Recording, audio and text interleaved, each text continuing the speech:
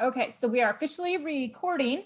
Um, so the reason why I am so pumped up for tonight's Zoom is because I kind of had an idea of what I wanted to do, and Annie was going to talk about social media, and I was totally cool with that. And at the last minute, I signed up for an all-day virtual confidence building, becoming unstoppable, huge event that lasted 10 hours, tons of speakers. It was absolutely amazing. After this, I'll go and see if I can't copy and paste the links for the replay. So tons and tons of great info. I've got like 5 pages front and back of notes. So what I did today was I tried to compress it into a topic that they all talked about in some way or another, but I wanted to just talk about one topic, not everybody's like talks. So the thing that struck me the most was, since it was breaking the barriers of self-doubt, I was like, okay, I really want to talk about confidence. So this is a total break from the norm of what we've been doing the last 2 months. This is going a little deeper. This is not how to book parties. This is not how to recruit. This is about you and and me as well. But I felt like it was already about me yesterday when I watched it. So now, like, it's about you guys. And so just be prepared that this is, I mean, I'm sure there will be some funny moments, but this is not going to be like the typical rah rah, let's book some parties, let's invite team members type stuff. So it's a little bit of a break from the norm, and I'm going to intersperse these Zooms in between the more business building, whereas this is more of a personal look inside yourself type Zoom. So it is going to be a little deeper, but I still feel like it is just as important, if not more important, than learning how to sell the product, have parties, and recruit team members. Because I really don't, I'm very passionate about self-empowerment and confidence and passion. But I truly feel like, just like parents and what they tell you on an airplane, you have to you have to have the confidence within you first before you can kind of like instill it in others, or maybe even possibly see it in others, or to be able to be an effective business person.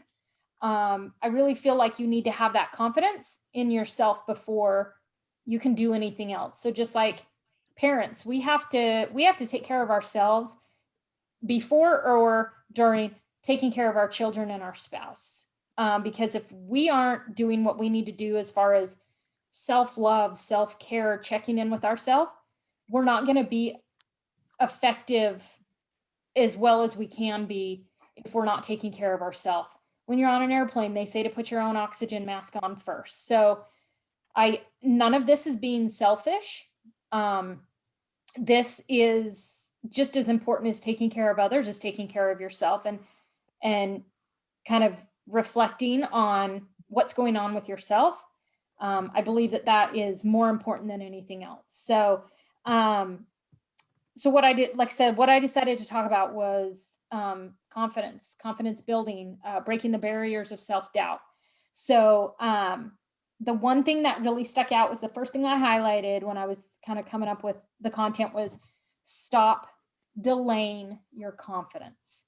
Stop waiting for an external event to show you that you have it, because you already do. You were born with it.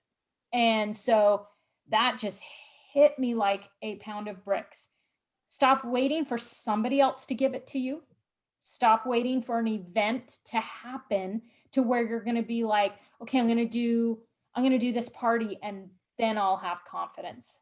Then I'll be able to have confidence. No, you need to have confidence going into that party, because it'll make such a huge difference to you personally, and also for the people at that party, for your party sales, and then just for your own self-esteem going into it. It will make all the difference. I'm going to be taking a lot of this mostly from Mel Robbins. you guys, I seriously wrote more notes on her than I did anybody else. I love her. She's actually spoken at a Scentsy reunion years ago, begging to get her back. She and Brene Brown, I would love to have lunch with. I love Mel Robbins. If you guys buy any books, if you read online, if you get Audible, Brene Brown and Mel Robbins, top of the list. So Mel Robbins did a book that's been out for a while about the 5-second rule, and I would so highly recommend it. I personally think it should be the first book you get out of her books. So she actually talked about the 5-second rule plus some other things in her talk, but I love what she says. And she says, the only person underestimating you is you. We have to live with ourselves every day, right? We have to see ourselves in the mirror. We have to be inside of ourselves all day. And we are constantly criticizing ourselves. And it's everybody does it. And unfortunately, it's become normal, and it shouldn't be. So just know that nobody else really is underestimating you. You're doing it to yourself. So we got to break that. We have to come up with some things, which I'll share with you, on ways that you can break that criticism cycle and that underestimating yourself. So I'm going to go ahead and talk about the 5-second rule real quick. So she says, and I would watch, pause, write, unpause, listen, pause, write. So a lot of this is literally her words because I don't want to mess anything up. And the way that she says it, I just couldn't do it any better. So she says, if you change your decisions, you can change everything. It's all about the decisions that you make for yourself. So right now, just know we are talking about this and this. We're not talking about like outside things like, am I going to buy this or this? Okay. Just so you guys know kind of where we're going and kind of what frame of mind to be in. You need to go towards the pole of your dreams. And we're going to talk about that as far as how to go towards that pole. So she comments and she says, if you can do a load of laundry, you can change your life, you know, and they have like the fake crowd noise that they would like turn the on button. And it was this fake crowd noise, which was just so tacky. And I just laughed. But anyway, so we had like, fake crowd noise. So what happens when you do your wash, pull it out, put it in the dryer? What happens when your clothes go around and around and around? What gets collected? Lint, right? It's just normal. Lint gets created. And on your dryer, at least my dryer, on the little handle where you pull out the lint, it says clean out, vent after every use or something like that. So of course, you know, I read it and I'm like, oh, okay, that's what I'm going to do. So I pull it out, you know, and I kind of, you know, clean it. Sometimes it doesn't need it that much, but I've just gotten used to just cleaning it out after every single load. So when you do a load of laundry, lint gets created. So think of it in terms, the lint is your brain, it's your mind.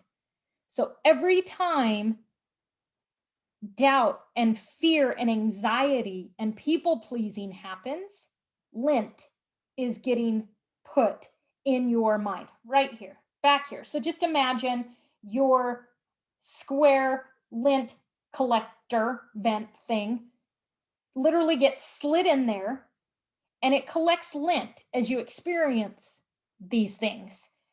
And yeah, so it's that lint that's collected in your brain.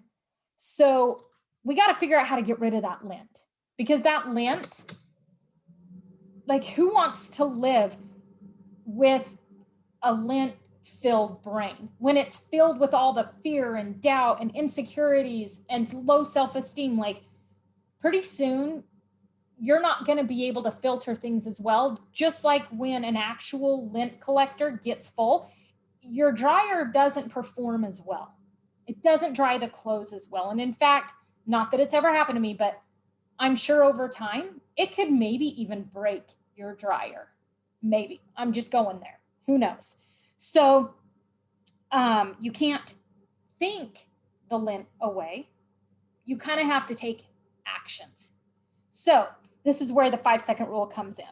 So we got to get done with the negative thoughts, okay? Because negative thoughts never breed.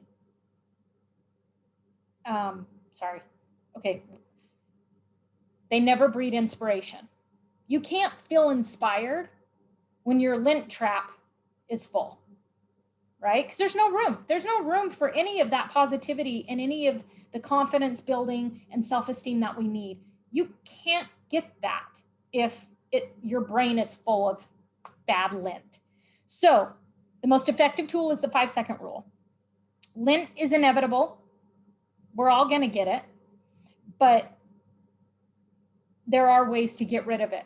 So, and here's what I thought was really interesting. She said, and I actually had to rewind it because I'm like, did I write that down right? She said, you need doubt to have confidence. You need doubt to have confidence. You need fear to practice courage. You know, a lot of people are like, you are so courageous. You probably never have fear. And to me, fear and courage are just like this. So you have to recognize, though, when it's time to clean the lint. And to kind of make that a little bit more personal, and I'm being very vulnerable and authentic and open with you guys, is just the other night I had a birthday party for a good friend of mine who unfortunately is going through a separation. And so I wanted to make it real special for her. And so, you know, we're sitting there and we're just chatting, and we start talking about depression and anxiety and fear. And a couple of us ended up saying, you know, I'm on meds, you know, and I'm not ashamed. And we kind of started talking about our medications and stuff like that. And I said, you know, it was kind of scary because I've been on and off Zoloft since I was a senior in high school. And, you know, when I got married and obviously I told him, and then once we decided to start a family, it was, well, what's going to happen? Because I'm going to have to go off these meds while I'm pregnant. And then the whole postpartum thing, you don't know what's going to happen. And my husband was so wise. And he said, I feel like I know you well enough through your ups and your downs to be able to maybe see things that you can't see. So if I start to feel like you're not being yourself after you have our first child, do you give me permission to tell you, and you won't get offended, and you won't lash out at me and tell me that you're fine because you might not know it? And I said, yes, please. And I was sharing this with my friends, and we were just, you know, really bearing everything out. And I said, because I might not know when my lint trap needs to be cleaned. And so sometimes it takes somebody else telling you, you don't seem like yourself. My intentions are good. I think you need to clean your lint trap out. So sometimes it's kind of hard to tell when we need to clean our own trap out. So just maybe have a buddy, have a spouse, have maybe an older child who knows what's going on, to always kind of have a partner to be able to trust to help you clean that lint trap out if you ever get in that position where you might not notice it. Because sometimes you get so complacent in the situation that you're in that you don't notice that the lint is getting layers deep, right? Because sometimes you just get so deep in it that you think that what you're feeling is normal. Excuse me. I'm on medication because I have this like dermatitis right here, and it just dries everything out. So I apologize. Okay, so there's a 5-second window from that feeling of creativity. So imagine that, like, you have this great idea and you're like, I am going to post this idea on our team page. I'm so excited about it. I really feel like it's going to help and benefit other people. And I just thought of it. It's so amazing and it's so wonderful. Wait, I don't know. I feel like an imposter. Like, I bet you they've already heard of it. No, that's stupid. No, I'm not going to do it. Okay, right? I'm sure we've all been there where we've had those moments of like inspiration and creativity, and you have this great image that you want to share and you talk yourself out of it, right? So there's a 5-second window from that moment of creativity or wisdom or inspiration, and then you make the mistake and you don't take it, right? You don't take action on it because of so many different things, the fear, the rejection, you know, what did we say at the beginning? You underestimated yourself. Nope, nobody else did. You did it to yourself, right? You talked yourself out of it. So if you think about it for more than 5 seconds, it goes from this point of the brain, and this is literally what Mel Robbins did. It goes from right here to right here. It goes into that trap, right? The lint trap. So it goes from control to lint, okay? So when you start to feel whatever that was, the fear, the insecurity, not having confidence, oh, this is a dumb idea, you count down from 5. And I mean, she has literal like medical proof behind it that this works, that it's not just a dumb, easy exercise, that it literally works. If you count down from 5, 4, 3, 2, 1, and you move, you just rewired your brain from it going from here to here. You kept it here in the forefront. So, and I mean, if you guys want, you can, I'm sure she has like a website and a podcast, and I don't know. She actually used to have a daytime talk show, but it got canceled due to COVID. And I know she took it online for a little bit. And I don't know if it's still online somewhere. I don't know. But if you want, you can read all of the medical like evidence behind this. But I was gonna say too, I've heard of the it's called like a garbage bag that has been like instilled on people, and that every time somebody says a negative comment to you or something, like you just end up like picking up garbage and putting it in your garbage bag, and so you end up carrying this massive garbage bag. That's the analogy that someone's explained it to me, that is kind of similar to a lint one. Well, and also I've heard the analogy of putting rocks in your backpack.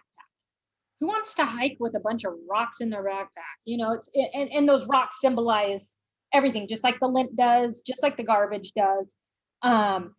So doing the 5, 4, 3, 2, 1, there are so many ways that you can do this. It helps in so many ways. And it was really awesome. She shared a story about how they've been able to help, so she's been able to share this 5, 4, 3, 2, 1 at VA hospitals, at psychiatric units, with PTSD. And so she shared these stories about how, like, I'm getting goosebumps. She shared a story about how they've been able to save over 100 people from committing suicide by doing the 5, 4, 3, 2, 1. And so not only can it help you move from fear, doubt, and anxiety to action to squash that, it can also kind of like, in a way, do the opposite. 5, 4, 3, 2, 1, you can move away from something that is destructive, right? Or a place that isn't good, people that aren't good. So just know there are like so many ways that the 5, 4, 3, 2, 1 can help. It's maybe not just for your business, it's everything. So she shared a story that she had heard from a gentleman that lived over in England, and he was suffering from PTSD. And he actually wrote on social media that he was just going to get on some ferry that was going to take him to an island or something, and he was going to jump and drown. And it was really cool because she said that, you know, he had posted that he was going to do this, but then applied the 5-second rule, and he stepped away from the edge of the ferry. And it was cool because as she was reading it on her talk show, he starts reading it and he was in the audience. She never knew who he was. And so he finished reading it, and she was like, oh my gosh, this is you. And so she sat him down and kind of interviewed him a little bit. And he said, you know, I just didn't see a way out. And I was on the edge of the ferry and I just counted 5, 4, 3, 2, 1. And he's like, and I moved backwards instead of, in a good way, backwards versus taking that step off. And he's doing amazing now and so happy. And anyway, I just was like, wow, like if that is not a testament to this 5-second rule, even if you're doing it for something small, but just that it is helping save people's lives. So that to me is just like, okay, this is like legit. If it can help save lives, this is a legit not fun, very simple thing that we can all do whenever we need it. So whatever you are dealing with, just know that it is temporary. And she, I guess, had interviewed a COVID nurse that started working in a COVID unit last March in New Jersey. And so you hear this COVID nurse's story about how she went into her very first COVID patient's room, closed the doors. She was the only one in there. She was all PPE'd up and, just was super stressed out. It was her first patient. And she thought to herself, why am I doing this to myself? I could literally take all this off and I could walk out of here right now. But then she did the 5, 4, 3, 2, 1, and she put all of her, her tools down.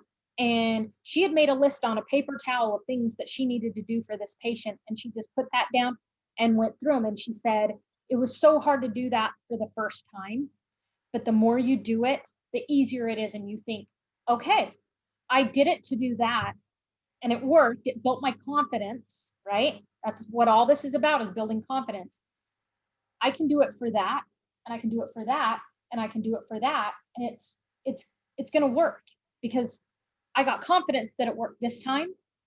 I have confidence that it's going to work all of these times.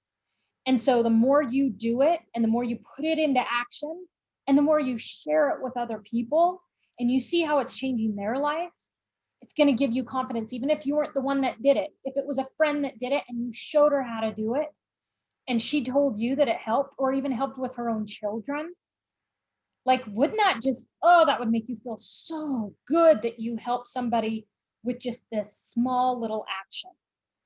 So doubt is a killer because you know what you want. If you didn't know what you want, you wouldn't have doubt, right? And that is what sucks about doubt. It is a killer. It is a confidence killer because when you have doubt, it means that you know what you want. So you actually are arguing against yourself with doubt. And that's like sad to even think about. It's kind of underestimating yourself and arguing against yourself because you have doubt because you know what you want. I mean, it's hard enough to argue with somebody else with what you want, like a kid arguing with you at the store because they want the piece of candy or gum or they want the stuffed animal. Like, arguing sucks. So we need to get rid of that doubt so that you stop underestimating yourself and you start over. Bye, Patty. And you start overestimating yourself just to combat that underestimating. If you have a problem, and I love this, if you have a problem that can be solved by an action, then you don't have a problem. You need to act. I love that. Let me say it again. If you have a problem that can be solved by an action, then you don't have a problem. And I love that. It's just like, I love Mel. She's just like straight to the point. And it's a little harsh at first, but then when she describes it, you're like, There's no other way she could have said that other than the way she said it. So you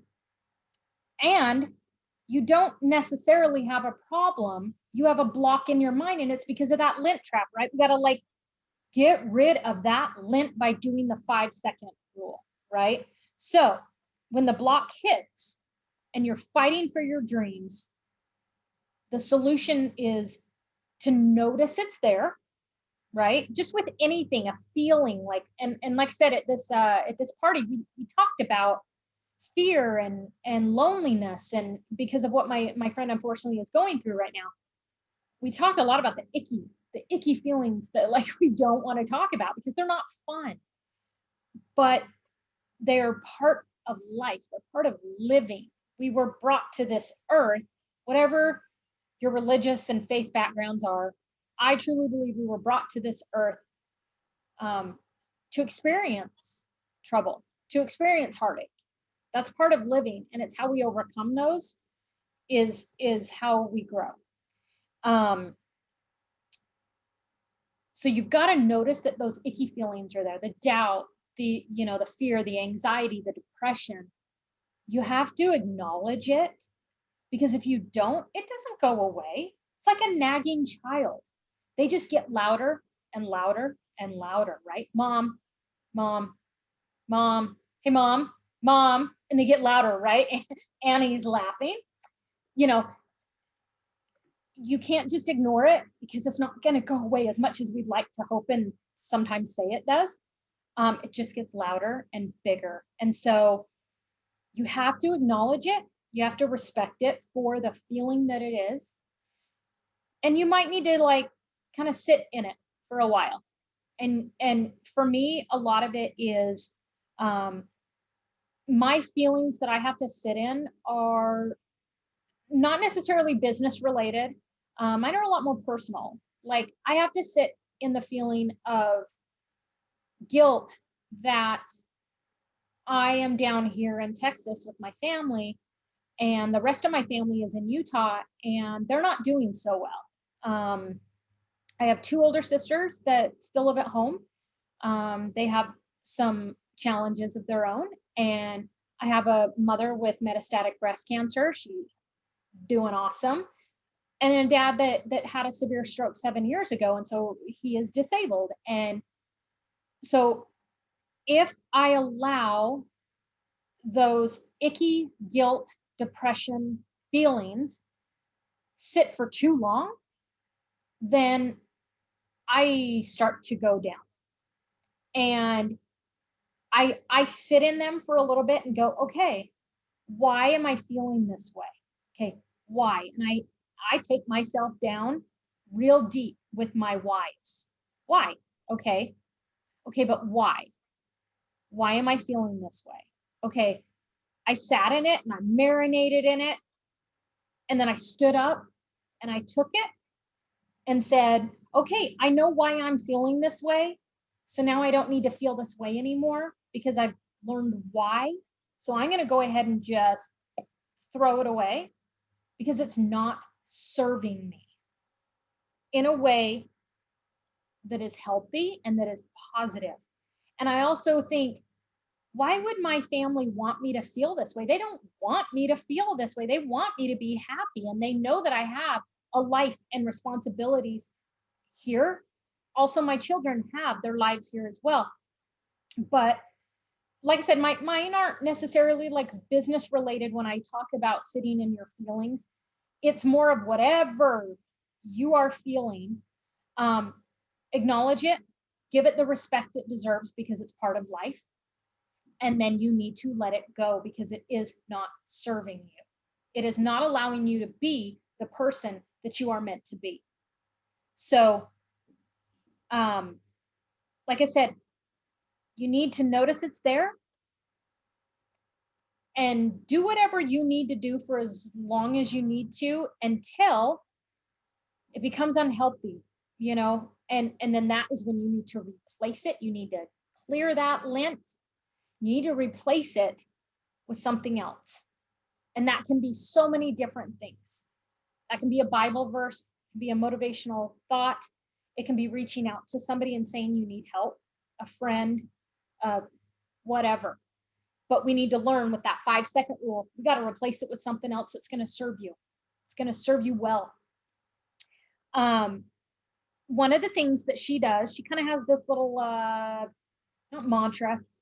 She kind of has this like morning routine that she does. And I absolutely love this. And April, I don't know if you deal with kiddos in your classroom, because I know you're, kinder? First grade. First grade. She was Okay. first grade. That suffer from anxiety. That is a huge, huge thing, especially because of COVID, right? I mean, COVID just kind of brought everything one step worse, if I can say that. But And my own daughter, Danica, who you guys have seen a couple times, she had a really bad anxiety attack in sixth grade. And it was very traumatic because we had never dealt with it. My son just kind of like breezed through school, just floating on clouds, never giving us any grief. And Danica had a really, really, really bad episode, and it was very scary. And I never, ever, ever want to see what I saw in her, because it was so traumatic. The very big bloodshot eyes, racing heart, shaking, pacing. I didn't know how to deal with this. I never had ever seen an anxiety attack in anybody. And anyway, that was in sixth grade. She's doing awesome. She learned a lot of great coping skills from the counselor in middle school, but she still suffers from it from time to time. And so of course we have a lot of great breathing techniques and things like that. But one of the things that I learned from Mel yesterday, and I actually shared it with Danica yesterday, and I'm like, I'm so excited for this because you can put it in your toolbox. It's another thing that I learned that can help you. She has this thing. So she, first of all, wakes up for herself. That will be another topic, but she wakes up for herself and she sits up in bed.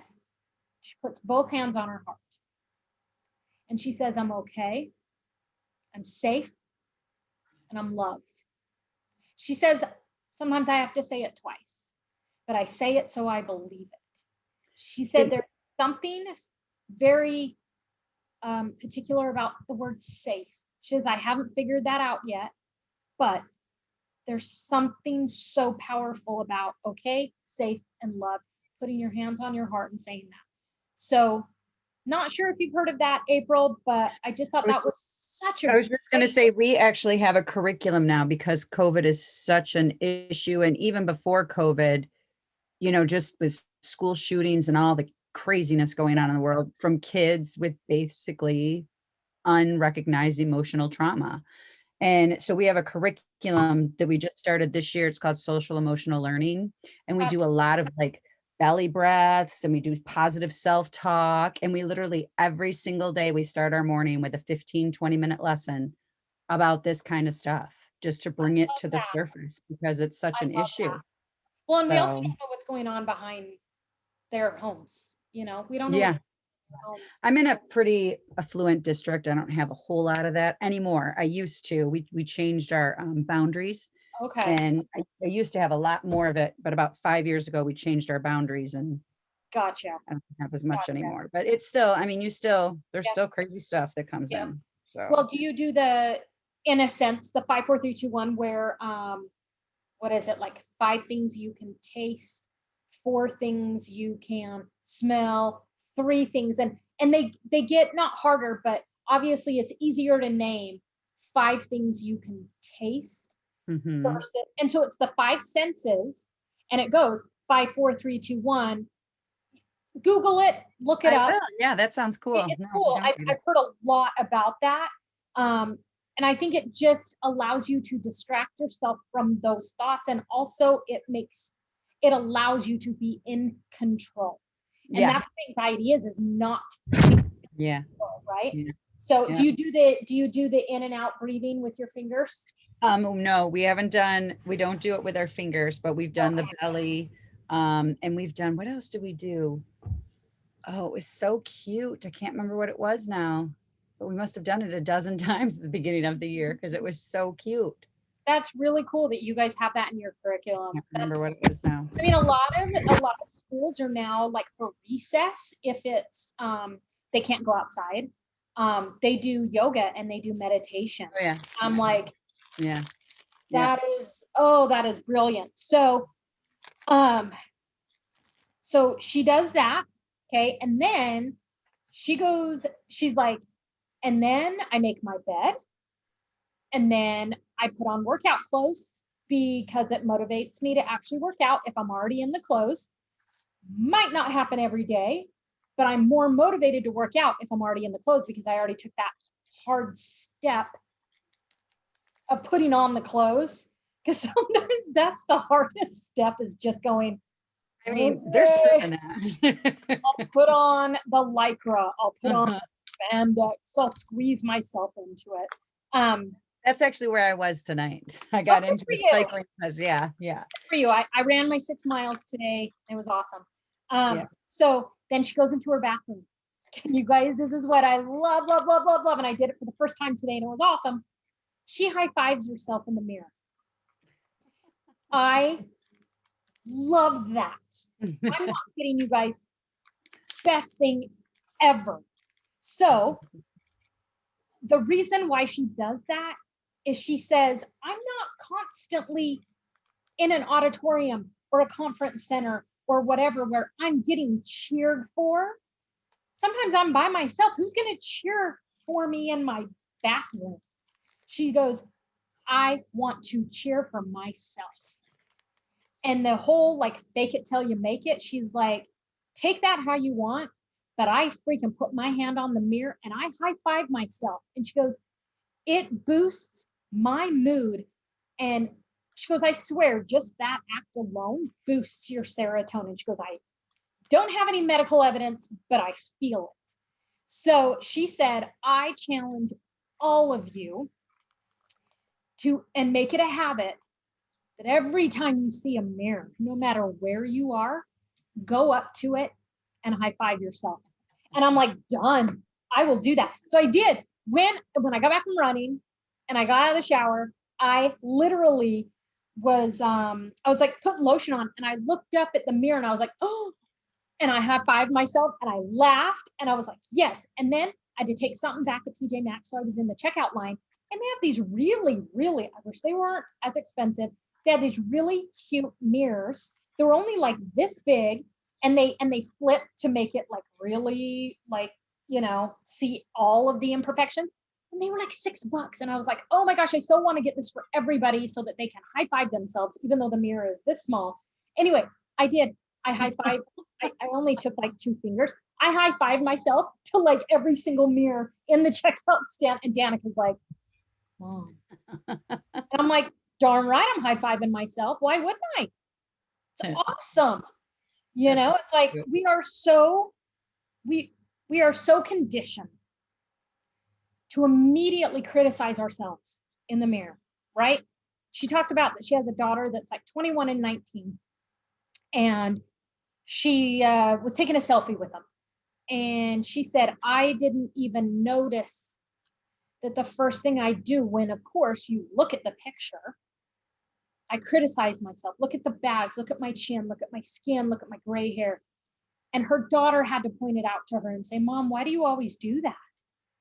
And here she is teaching about all these, you know, self-esteem and confidence and 5-second rule and changing out the lint and all that stuff. She goes, it was such a habit. I didn't even recognize that I was doing it. She said, it will be a habit that will be very hard to break, but I truly believe that if you cheer yourself on and you do the 5-second rule and you high five yourself, you can break that habit. And I'm like, how freaking powerful would that be? Not only to ourselves, but to our children. And I'm sorry, more specifically, your daughters, that if they can see that you love yourself and that you're doing these silly things, you're doing the 5, 4, 3, 2, 1, you're doing the high five, whatever, you're making a change in your life to become happier with who you are and who you are meant to be. What a difference that's going to make for them and their self-esteem. And it's okay. It's okay to say, you know what? I am really self-conscious about this. I got diagnosed. It's called POD. It's like a dermatitis. So I'm on medicine and I know it's not pretty, especially in this lighting. But guess what? People are still going to be my friend. People are still going to like what I have to say. Thank goodness when I go out in public, I can wear a mask, but I can't do anything about it. I can't let this overrun this and this. These are too big for this, right? And that takes a lot. It takes me just going, I can't hide it. I'm not going to wear a mask inside my house. I'm not going to wear makeup because that I kind of like can't because of the medicine. I can't really go out into the sun in hopes that I can sunburn the rest of my face to blend in, because I can't, because of the medicine. So I have to be okay with it, because really the people that I surround myself, my tribe, they're okay with it. And if they're okay with it and they love me, they can still look at me and they can feel good about themselves when they're with me. I forget about this. This is nothing. It's temporary. It is temporary, right? So, we were not born this way. We were not born to criticize ourselves. And it's so funny. She shared a funny story. She said, you know, as far as like the whole mirror thing, she said, babies don't have that. Babies don't divert themselves from having to look into a mirror in the aisle of Hobby Lobby. She's like, babies actually go towards mirrors. And it was so funny. She actually went right to the camera and she was like, and babies do this and they lick it and they do funny things because they don't realize it's them and it's new and it's, oh my gosh, what is this thing making funny faces? And she's like, and they love themselves. So what happened to us? Somebody along the line in your life said something so powerful that you all of a sudden have to criticize yourself to justify what they said. And I just was like, oh my gosh, like that's like years of like bullying that I went through in middle school. Like I need, no doggies, I need to do the 5-second rule for that. And I need to wipe that lint that is so far buried, because sometimes those feelings and what they said to me come back in certain situations, like maybe like a trigger situation. And I've got to like self-therapy and get rid of that lint from middle school. So when we were born, we had intelligent design already in us. We already had gifts. Whatever your faith is, just go with me here. I truly believe that God created us. If he created us in his image, then who are we to criticize ourselves? Who are we to underestimate ourselves? That's got to break his heart, because he didn't create us to do that to ourselves, right? He doesn't do that to us. So why would we do it to ourselves? Why would we do it to others? So I truly believe that we were brought to this earth already with gifts that we have. So we learn to walk by falling. You know, we make mistakes, but that never stopped us as babies from learning how to walk. So somebody, like I said, somebody said something and that trained you to look in the mirror and see ugliness. And that just, I don't know, that just breaks my heart. I'm very much into self-esteem and loving who you are and loving your mess, because your mess creates your masterpiece. Your mess is what turns into your message. And no, I did not just think that up. I wish I did, though. That would be awesome. Your mess becomes your message. So love your mess, love your crazy, because that's kind of like one of your tools. It's in your tool belt of becoming amazing, right? Unstoppable. So if we can create new habits by doing the 5-second rule, it will change everything. I truly, truly, truly believe that, especially kind of like after doing the high five and just reading through this material over and over again to try to figure out what I wanted to put in this content. You can't help but kind of like start to feel that inside of you, and then you want to share it with people. And that's the greatest thing, is when you can share it with people and see the difference in their life and what difference you made. That I feel like our real true value comes from the value that we can give other people. So I thought this was really cool. So doing the 5-second rule will lead you back to confidence and courage and to who you are. That when we feel fear and all of those icky feelings, does it ever leave you guys feeling like something is missing? there's something missing when I'm feeling all of these negative thoughts. Something is missing. And it's because you're missing the confidence and the courage. And you wouldn't miss this if you didn't know what it felt like. Let me repeat that. When you feel all the ickiness, it leaves you feeling empty and that you're missing something. We know what we're missing because, okay, hold on. You wouldn't miss it if you didn't know what it felt like. You have felt like that before. And I think we're all just so desperate to feel that again. And so we have so many tools and so many little coping mechanisms and little 5-second high five type little exercises that we can do to get that feeling back, because that's what we're missing. So she talks about the waking up for yourself, do your heart mantra, make your bed, put on something that motivates you. If it's workout equipment, workout clothes, awesome. If it's a Scentsy shirt that gets you pumped up, awesome. If it's a shirt that, like my shirt today says mama, because it reminds me I'm a mom. And I have somebody that is the center of my universe, which is my kids. And I am, and I heard this from another speaker, just as much as our kids are the center of our universe, we are the center of theirs. We don't even think about that because we're like, oh, they have friends and they have their toys and they have, my kids are older. So it's like, oh, Danica has her friends and she has dance and she has guy friends, and my son has college and he has work and he has his video games and he has his friends. And I'm like, no, like truly we are the center of our kids' universe. They look to us. They know when we're not happy. I think we underestimate them, and they know when we are not at our full potential. And that's all they want for us, just like that's all we want for them. So I just want us all to be happy. So put on something that motivates you, whether it's a positive vibes or whatever type shirt. There's so many out there that have like motivational things. It can be anything that motivates you. Give yourself a high five. And then another thing she does is she writes down 5 dreams every morning, writes down 5 dreams. And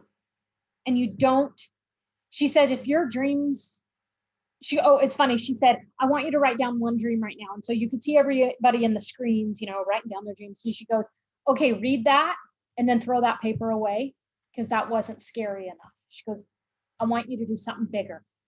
And, it was kind of that like, oh my gosh, she's so right. And so you're like throwing your dream away because you're like, nope, that's not good enough. So write 5 dreams that you have.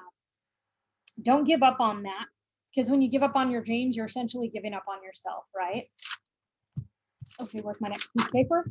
And she said, I don't even look at my phone until I'm done doing all of that, because that is waking up for myself. That is 10 minutes maybe for me. Whether it's meditation, which I really want to start doing.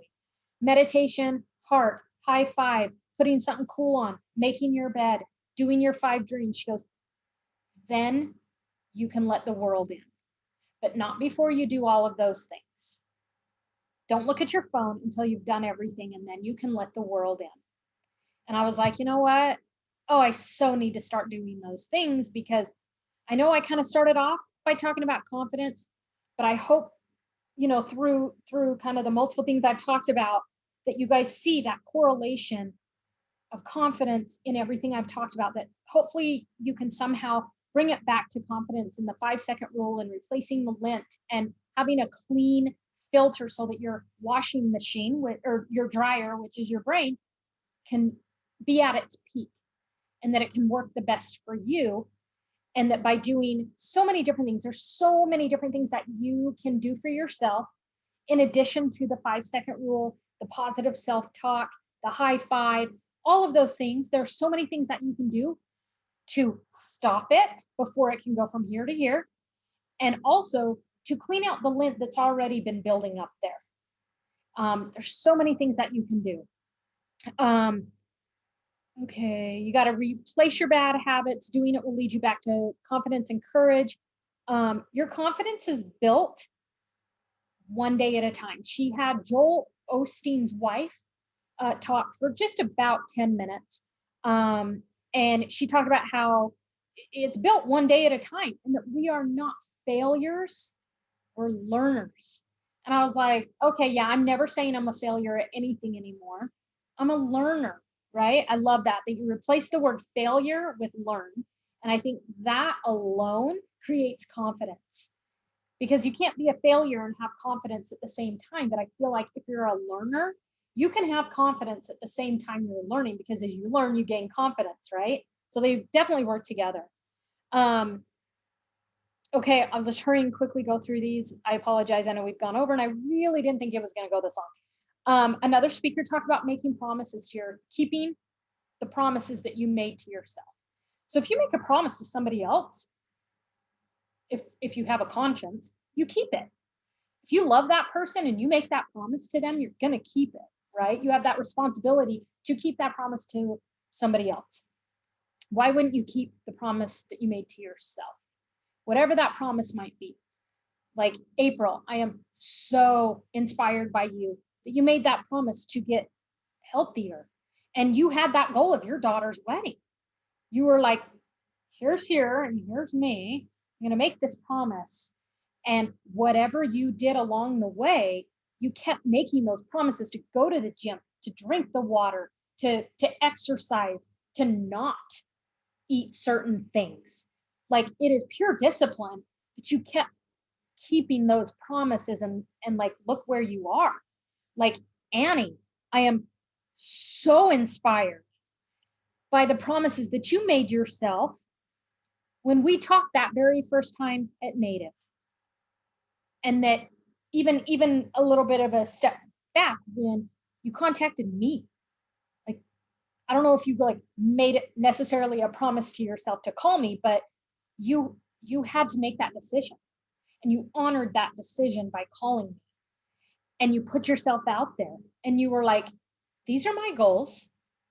Can you help me with them? And I was like, heck to the yeah. What do we do? Like I was so excited because you kept that promise to yourself and you have continually shown up for yourself and you continuously put yourself out there and you're recruiting and your social media and like you're killing it. And even though maybe you're not actually going, I promise to da da da da da da, you are without maybe knowing it, keeping those promises. And by keeping a promise to yourself and actually like following through with it, that builds confidence that you can continue and you start trusting yourself. You stop underestimating yourself because you're like, I made a promise to myself and I kept it. It's kind of a big deal, right? And also the flip side, how does it feel when somebody breaks their promise to you? No matter how big or how small, whoever it is. A promise is like a bind, it's special, it's something between two people, right? And when they break that, your confidence, depending on what it was, might go down because you're like, she told me she was going to meet me here. And she didn't show up. Immediately, you start blaming yourself. I guess I wasn't important enough for her to keep her promise. Okay, if that's how we feel when somebody breaks a promise to us, we probably feel the exact same way, if not worse, when we break our own promise to ourselves. So why do we want to like self-sabotage ourselves? So if you're going to make promises to yourself, keep them because that's going to build your confidence in yourself when you continuously keep those promises, because then you're going to keep making more because you know you're going to keep them because you start loving yourself enough to keep them, right? Give yourself the gift of believing in yourself. Write a list of what you're good at. And it, for us specifically, for Scentsy, write a list of all the gifts that you have, whether you believe in them or not. I'm really good at listening. I'm really good at list making. I'm really good at this. Even if you don't think you're good at it, it's still a gift. It's still something that other people see in you. Well, I mean, Annie told me that I'm really good at decorating my house. So I guess that's a gift that I have, even though, yeah, you see where I'm going with this. Get it out there and then use those gifts and circle the big ones, circle the huge ones, and go, I'm going to build on that because those give me confidence, especially if other people see it in me. It must be true. So I have to believe in those if somebody else does. And I'm going to build on that and I'm going to go, wow, I'm really good at such and such. So how can I make the belief and the goal? Where how do I bridge this? It's with action, right? So belief and action. I'm sure it's something because now that I'm saying it, I've heard that somewhere. But belief and action produce results. There you go. I just made that up. Um, going Nice. along, what's that? Sorry. I said nice. Oh, sweet. We're gonna- Thanks. I'm You gonna just- mute myself again. No, you just built confidence in me because I kind of just was flying off the cuff on that. So going along with how it's built one day at a time, it's also a daily decision to have confidence. It could even be an hourly decision to have confidence. And that's when you go back to the 5-second rule, cleaning out the lint, replacing with a good thought or a good habit. It's constant. What makes us unique makes us powerful. If you believe everything you are, you will never have to be somebody that you're not. So you've got to learn, and it's not an overnight thing. It is a very long process. And I don't think you can ever be done with it because we're constantly growing, we're constantly stretching, we're constantly learning, we're constantly not achieving goals because I don't want to use the word fail, but we're constantly learning new ways of doing things. And so I don't think you ever have to stop believing in yourself because you're constantly learning new things about yourself and building confidence and overestimating yourself in a good way. Because why would you want to be anybody else? There's only one of you here. God made it that way, right? There's only one of you here. And so you need to be authentically you. Why would you want to be anybody else, or why would you want to be inauthentic if you are the only you? And you have to learn literally to love yourself before you can truly make authentic connections with other people. You have to kind of get real with yourself and replace bad habits with good habits and negative talk with positive talk. To be able to truly love yourself and give value to other people, you have to love and value yourself.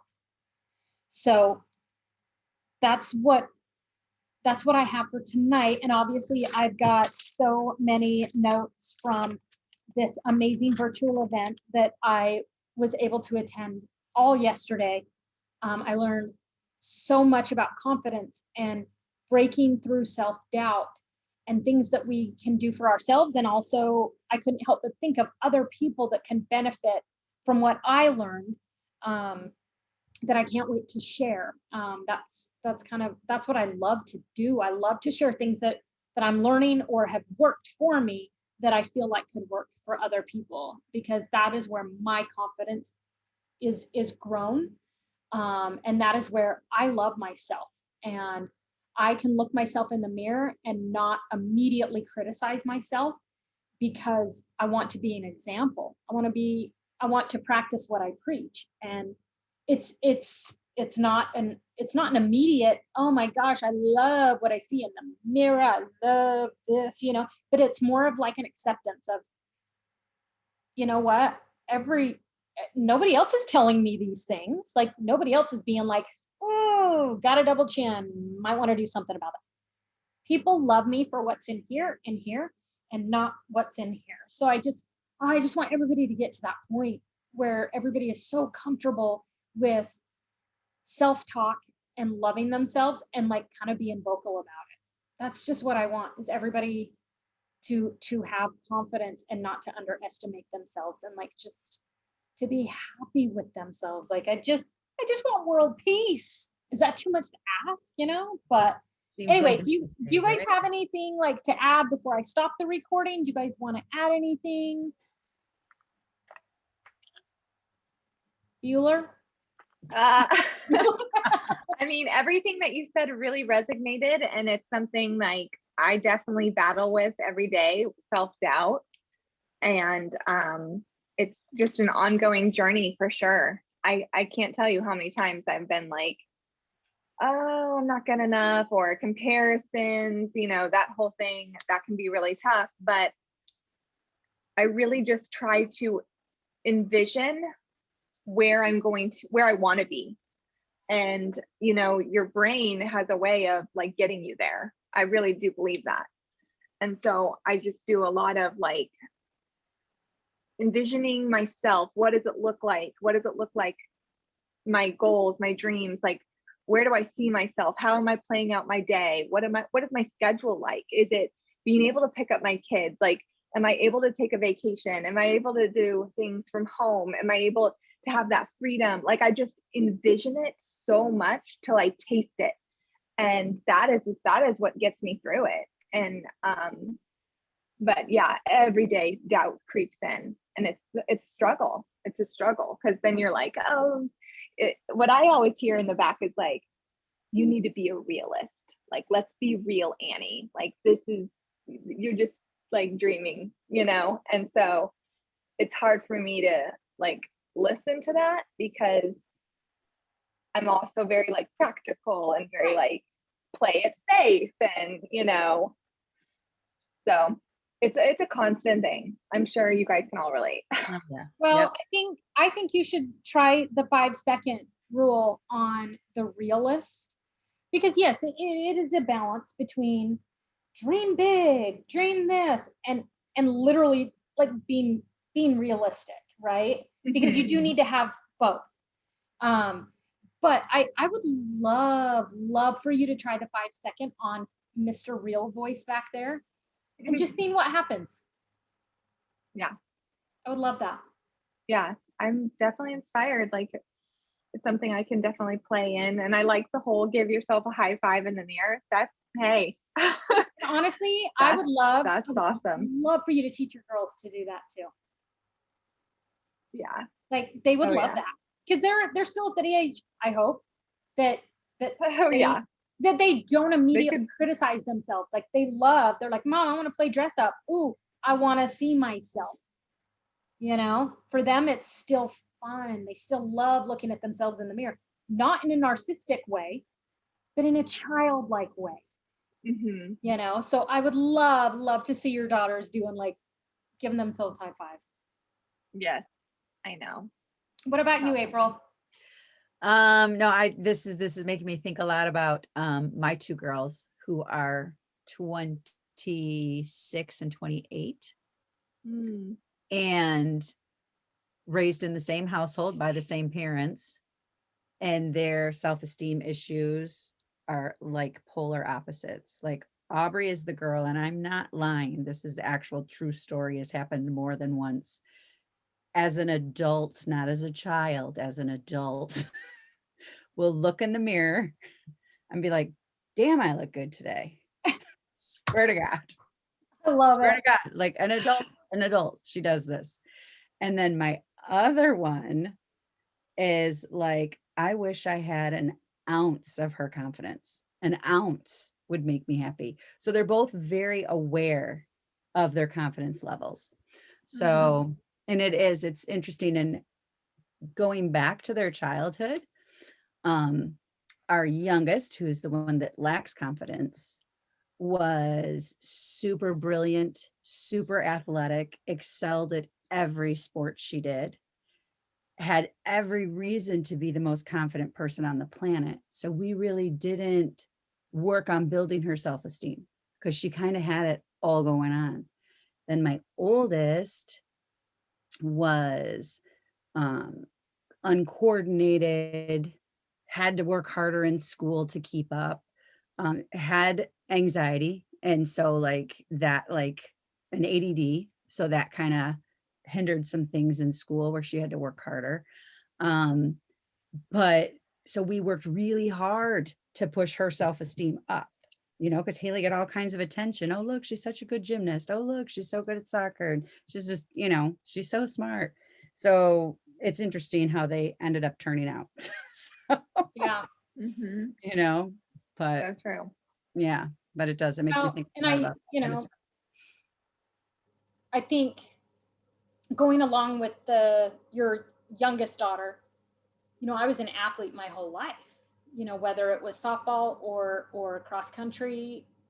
I was always involved. I was a tomboy. Oh, I should show you guys pictures. I had hair to here all growing up. I dressed like a boy. I was on a boys soccer team when I was super young because they didn't have a team for girls. And when they gave us our trophies at the end of the season, they had to like get a special order for mine. And like so you have the base where there's the engraving, and then there was like this part of the trophy that was a color. And then you actually have like the person, you know, and they made mine pink. And the soccer player was a girl. She had a ponytail where it was like this, you know, and she's Yeah. like kicking a ball. Oh, I was livid. I said, I want one like that because that's what I look like. I had a boy's haircut. I'm like, I don't got no ponytail flying in the wind. Like, I don't wear pink. So, I mean, I was always involved. I was always very athletic and, you know, good at most things that I tried, except for basketball. I mean, I'm good, but not good. And it's interesting coming from that as maybe just a little insight to your daughter that you can be the best athlete in the world. And that's what you're known for. I got awards for it. I was student of the month in middle school for PE. To this day, my PE teacher is still my most favorite teacher who made the biggest impact in my life. And yet I was being bullied in middle school for things that had nothing to do with sports. I mean, sports saved my life because I knew I was good at them and that I was needed on teams because I was so good. But what I was dealing with at home and kind of like daddy issues, my self-esteem was down here. Whereas like when I'm on the softball field or the cross country field, my confidence was up here, but not my self-esteem. I feel like there's a difference between confidence and self-esteem. And I felt like my confidence was up here and that's what I showed everybody, but my self-esteem was down here.